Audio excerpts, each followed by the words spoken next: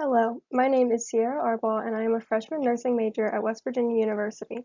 I have been participating in biomedical research with Dr. Matt Akers in the NICU at WVU Medicine Children's Hospital. Our research focuses on the effect of a Silberman-Anderson respiratory severity score-based CPAP weaning algorithm on newborn CPAP duration. Respiratory distress is common in newborns.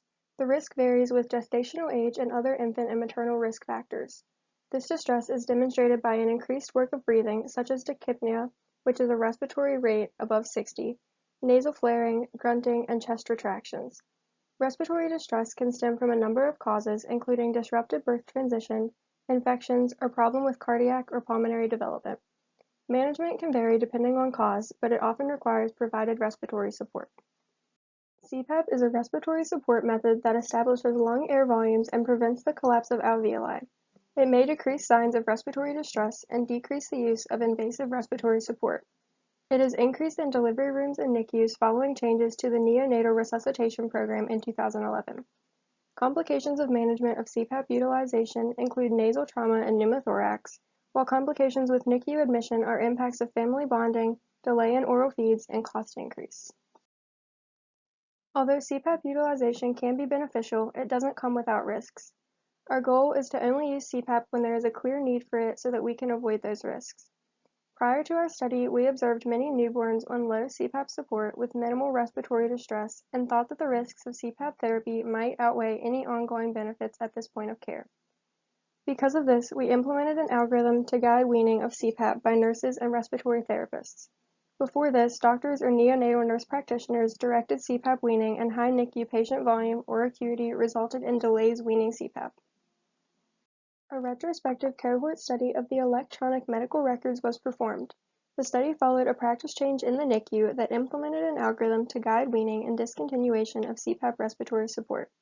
2 time periods were analyzed: the pre-algorithm period from December 2018 to June 2019, and the post-algorithm period from January 2020 to June 2020. Following data analysis, a quality control audit was performed to determine if the algorithm was being used correctly. The algorithm was based on the Silberman-Anderson score, which is used to determine respiratory distress in the neonate. Scores are assigned to 5 exam areas, with higher scores meaning worse respiratory distress. The flowchart contains multiple decision points such as oxygen saturation, Silberman-Anderson score, CPAP level, signs of respiratory distress, and fraction of inspired oxygen. Neonates born at 34 weeks gestational age or beyond with need for CPAP were included in the study. However, neonates were excluded if they had congenital heart disease, airway anomalies, neuromuscular disease, or chromosomal disorders. Medical records were reviewed for inclusion criteria and relevant characteristics. 88 of 139 charts were included from the pre-algorithm period, and 97 of 137 charts were included from the post-algorithm period. Patient attributes and treatments, as well as maternal medical conditions and treatments, were assessed. Characteristics were similar between the 2 cohorts. Analysis of the 2 cohorts found no significant differences in the primary or secondary outcomes, as you can see by the bar graphs. The primary outcome of CPAP duration increased from an average of 14 hours to 17 hours. Number of days on CPAP for charge was 2 days in both cohorts. Time to first oral feed slightly decreased from 27 hours to 25 hours. Percent return to mother increased from 17% to 23%, and NICU and hospital length of stay did not change between cohorts, staying at an average of 8 hours. Because practice changes, though intended to produce a desirable outcome, can also have negative effects, we examined for differences in several balancing measures. While no significant differences were observed between the 2 cohorts, there was a trend towards decreased use of alternative respiratory support in the post-algorithm cohort.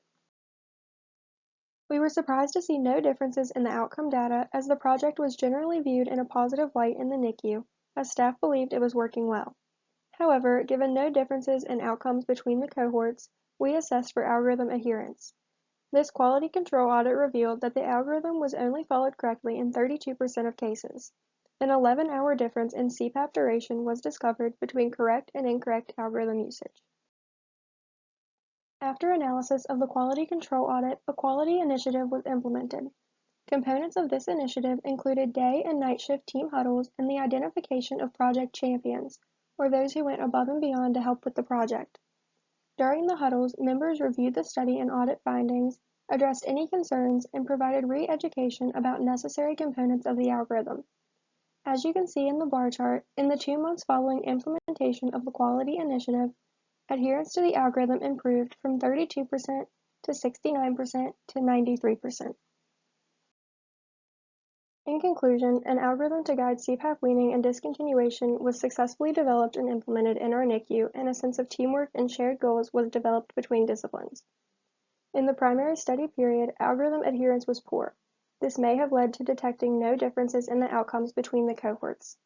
Following introduction of the quality initiative, algorithm adherence was improved and may result in better outcomes. Strengths of the project include the implementation and study of a potentially better practice in our NICU, the development of a sense of autonomy to multiple medical specialties, an appropriate design used for detecting outcome differences, and the incorporation of quality improvement research following the original research methodologies. Weaknesses of the project include that the study was non-randomized and unblinded. Because of this, outcomes could be impacted due to variance in practices between the 2 time periods or bias introduced from the unblinded nature of the study. The Soberman-Anderson score has a semi-subjective nature, which could lead to variability as well. Finally, outcomes may be very dependent on algorithm adherence. In the future, we will be continuing elements of the quality initiative to sustain algorithm adherence. We will follow models from organizations such as the Institute for Healthcare Improvement. We will also be performing a secondary data analysis of outcomes following the quality initiative. This will include the overall outcomes as well as subcategories for adherence versus non-adherence and term versus late preterm infants. We may also study whether a scoring system, like the one used here, can help identify which neonates actually need CPAP from birth, which could greatly reduce NICU admissions, time an infant spends away from its mother, complications, and overall medical cost. Thank you.